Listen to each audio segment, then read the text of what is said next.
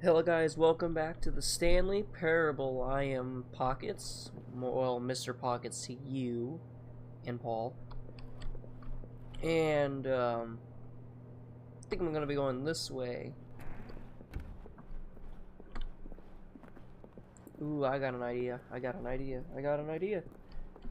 Yet there was not a single person here either. Feeling a wave of disbelief, Stanley decided to go up to his boss's office, hoping he might find an answer there. Chris, out of the broom closet. I will become Chris. Chris! I know there's something about the broom closet and it's funny. I will become the Chris in the broom closet. Okay, stuck in the broom closet Stanley door. stepped into the broom closet, but there was nothing here, so he turned around and got back on track. Nope, I will become the Chris. There was nothing here. No choice to make, no path to follow, just an empty broom closet. No reason to still be here. Nope.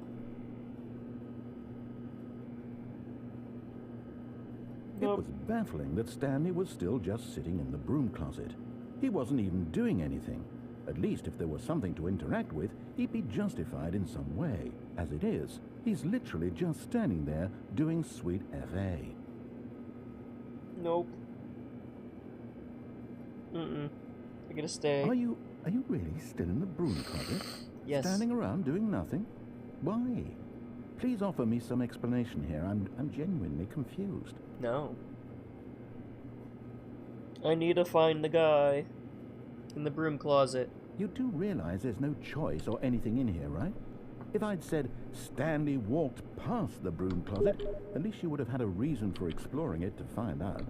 But it didn't even occur to me because literally this closet is of absolutely no significance to the story whatsoever. Okay. I never would have thought to mention it. Then why is it here? Maybe to you this is somehow its own branching path.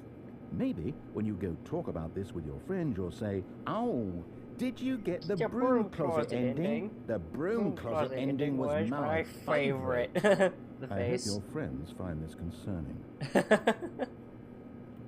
Paul, I got the broom closet ending. You proud Stanley of was me? fat and ugly and really, really stupid. He probably only got the job because of a family connection. That's how stupid he is. That or with drug money. Also, Stanley is addicted to drugs and hookers. Yes. Indeed. Come here, baby. Well, I've come to a very definite conclusion about what's going on right now. You're dead. Yes. You got to this broom closet, explored it a bit, and were just about to leave because there's nothing here when a physical malady of some sort shut down your central nervous system and you collapsed on the keyboard. Well, in a situation like this, the responsible thing is to alert someone nearby so as to ensure that your body is taken care of before it begins to decompose.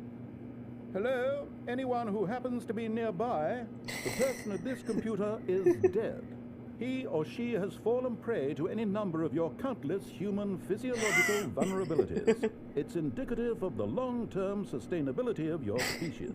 Please remove their corpse from the area and instruct another human to take their place at the computer, making sure they understand basic first-person video game mechanics and filling them in on the history of narrative tropes in video gaming, so that the irony and insightful commentary of this game is not lost on them. Yes. All right. When you've done that, just step out into the hallway. Okay. Ah, second player. It's good to have you on board. I guarantee you can't do any worse than the person who came before you. You too? Unbelievable. I'm at the mercy of an entire species of invalids. Perhaps there's a monkey nearby you can hand the controls to. A fish? Yeah, fish. Fungus? Look, you can hammer out the details. I'm not particularly picky. I'll just be waiting for when you're ready to pick up the story again.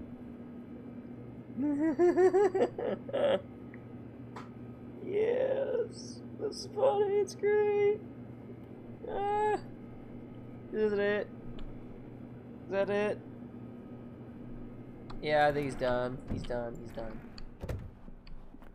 There we go. Coming to a staircase, Stanley walked upstairs to his boss's office. Nah.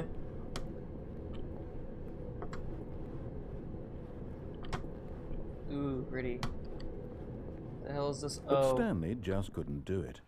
He considered the possibility of facing his boss, admitting he had left his post during work hours. He might be fired for that. And in such a competitive economy, why had he taken that risk? All because he believed everyone had vanished. His boss would think he was crazy. And then something occurred to Stanley. Maybe, he thought to himself, maybe I am crazy. All of my co-workers blinking mysteriously out of existence in a single moment for no reason at all. None of it made any logical sense.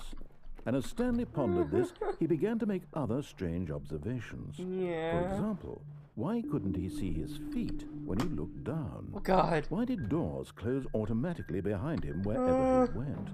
And for that matter, these rooms were starting to look pretty familiar. Were they simply repeating? No, Stanley said to himself, this is all too strange. This can't be real. And at last, he came to the conclusion that had been on the tip of his tongue. Exit. He just hadn't found the words for it. I'm dreaming! Yeah! This is all a dream.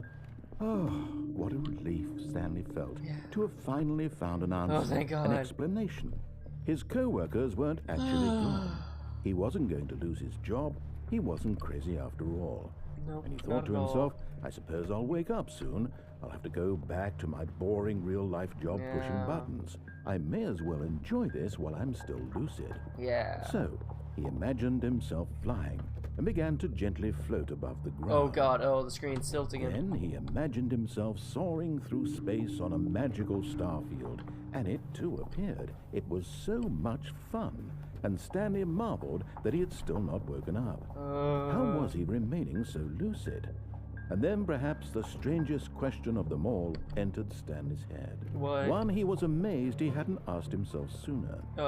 Why is there a voice in my head dictating everything that I'm doing and thinking? Yeah. Now the voice was describing itself being considered by Stanley, who found it particularly strange.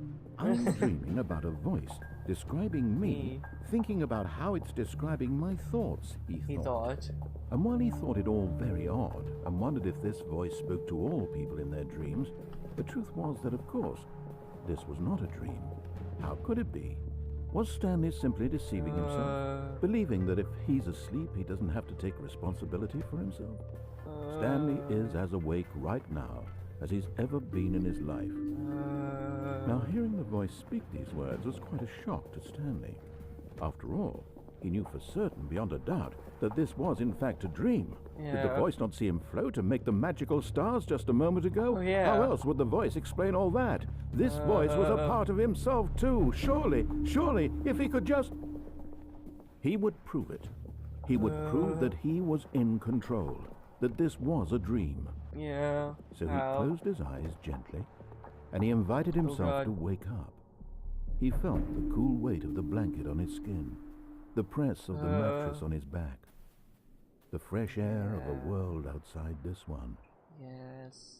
Let me wake up, he thought to himself. I'm through with this dream. I wish it to be over. Let me go back to my job. Let me continue pushing the buttons. Please. It's all I want. I want my apartment, and my wife, and my job. All I want is my life exactly the way it's always been. Yes, been. My life is normal. I am normal. Everything will be fine. Fine. I am okay. I'm okay. Am I okay? Jesus fucking Christ. Stanley began screaming. Please, God. Someone wake me up. My name is Stanley. I have a boss. I have an office. I am real. Please, just someone tell me I am real. I must be real. I must be. Can anyone hear my voice? Who am I? Who am I? And that's me shaking it. Black. What?